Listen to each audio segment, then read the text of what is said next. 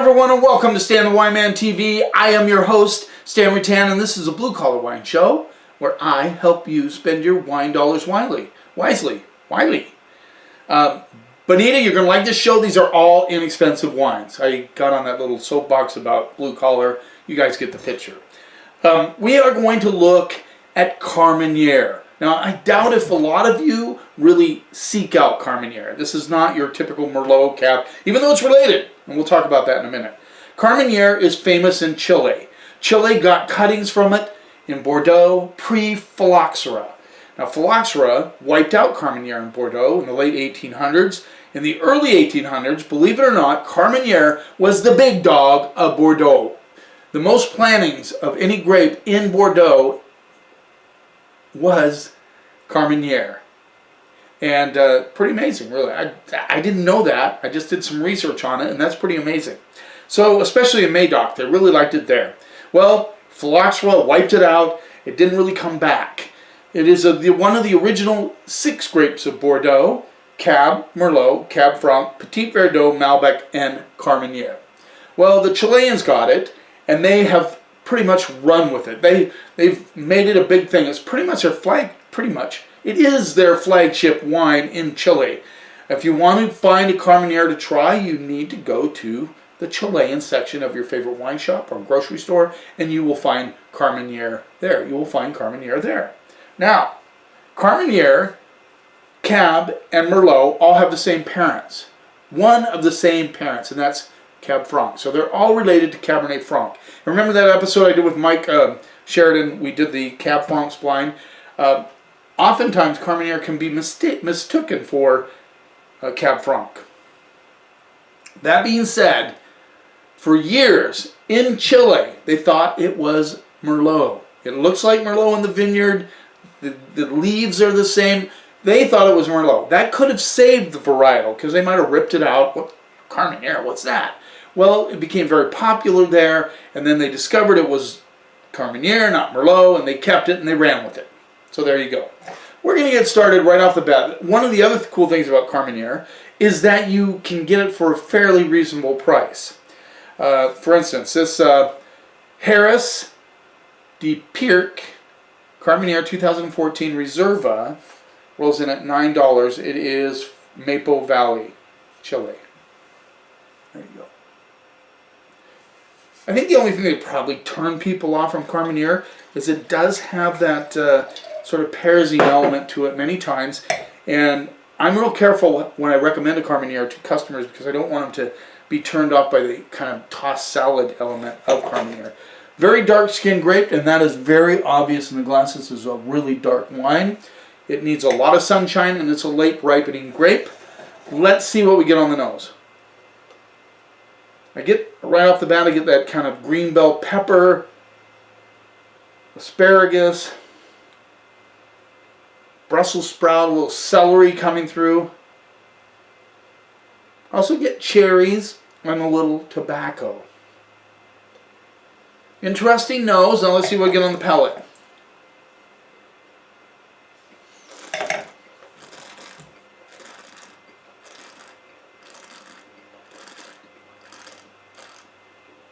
Very smooth, very smooth. Somewhat simple, but it's good. It has dark cherries, a little plum. The Perezines come through on the finish with a little coffee bean, like you threw some salad in your coffee. That's what it's coming through as. I get a little asparagus, Brussels sprout, green bell pepper. It has a little pepper on the finish as well.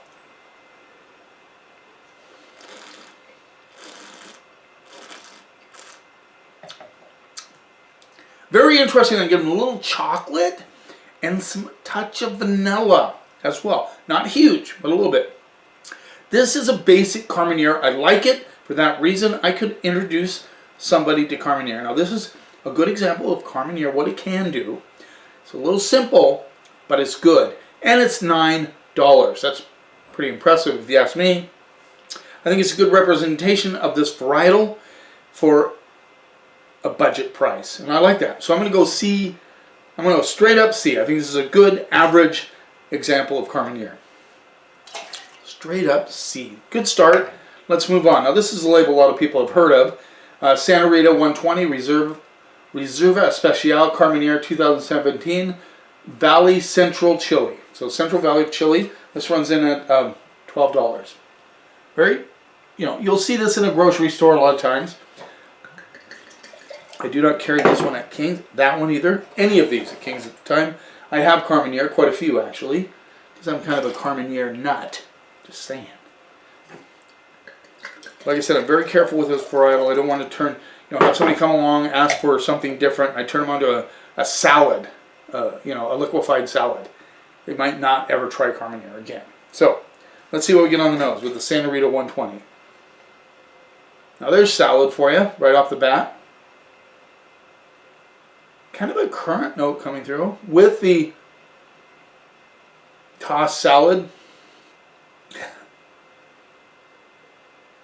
Definitely some currants. A lot of vegetal on the nose. There's a nice, interesting, juicy component I'm getting on the nose. Yeah. Yeah, like a dark cherry with the currants. Let's see what we get on the palate.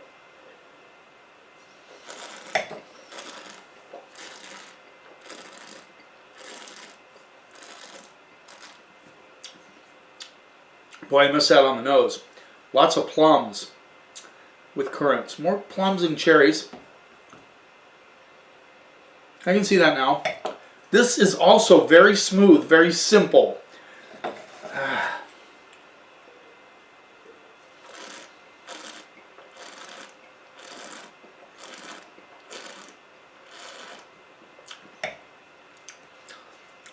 Tobacco like crazy on the finish. Not as much Perezine as I thought it would be on the palate. This has good balance. Nice and smooth. Nice round plum notes with a little splash of currants. And then tobacco underneath that sneaks out more on the finish.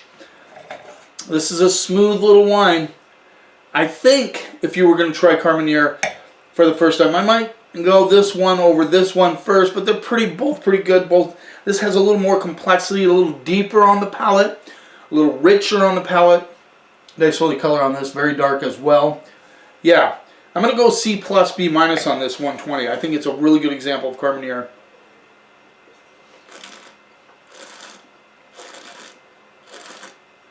If you really suck some air through it, the Perezines come out, those kind of herbaceous salad notes come out. But yeah, overall, I think this would be a good example of Carmenere.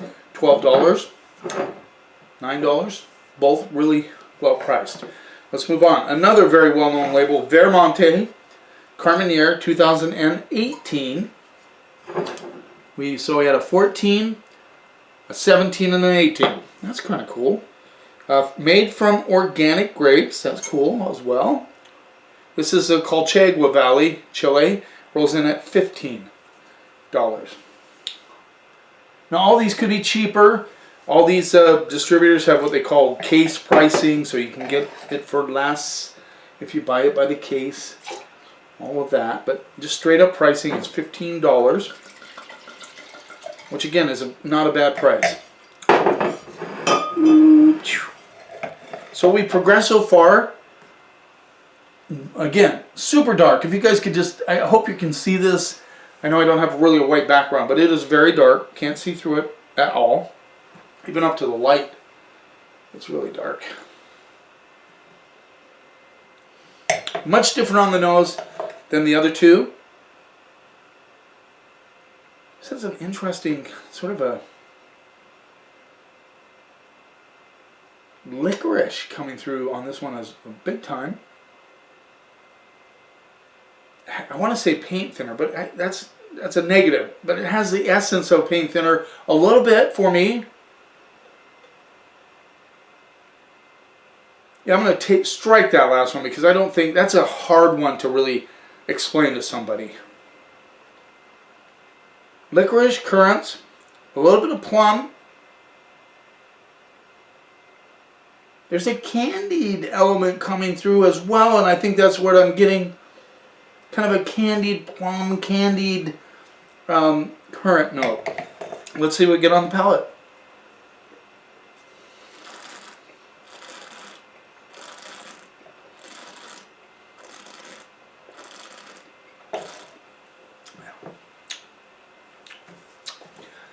Yeah.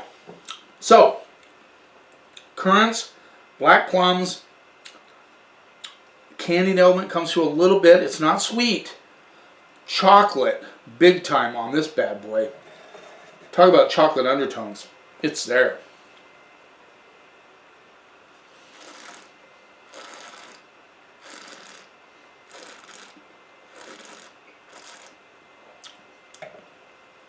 Tobacco lurks underneath and then sneaks out on the back side of the finish, which I really like. Now, made from organic grapes. That's a big thing for you. You would really like this one. I like this wine. I think of all three of these, and I think it can be brought in for less money. I think you can get down to around $13 or less. That depth of the chocolate, the currants, the plums, smooth tannins, get a little grippy but not bad on the finish. The tobacco that sneaks out of the backside, and then I get a little bit of dark flower notes that enter the picture as well, which I think is also very cool.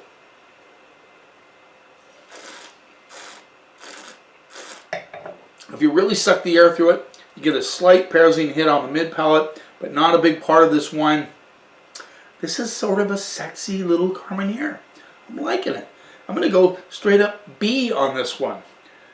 Solid wine. Again, now I originally said, well, this would be a good introduction to Carmenere if you want to get the characteristics of Carmenere as far as the Perezines. This has some of the Perezines, not as much as this one. This one, very little of the Perezines, but boy is it a sexy, good drinking wine. I think a lot of people would love this one. I'm going to, like I said, B, hedging towards B+. Thanks for taking a little time out of your day. I hope you're enjoying these shows. Tell your friends about it. Don't forget to subscribe to my channel if you haven't done so yet. You keep watching, and I'll keep helping you spend your wine dollars wisely.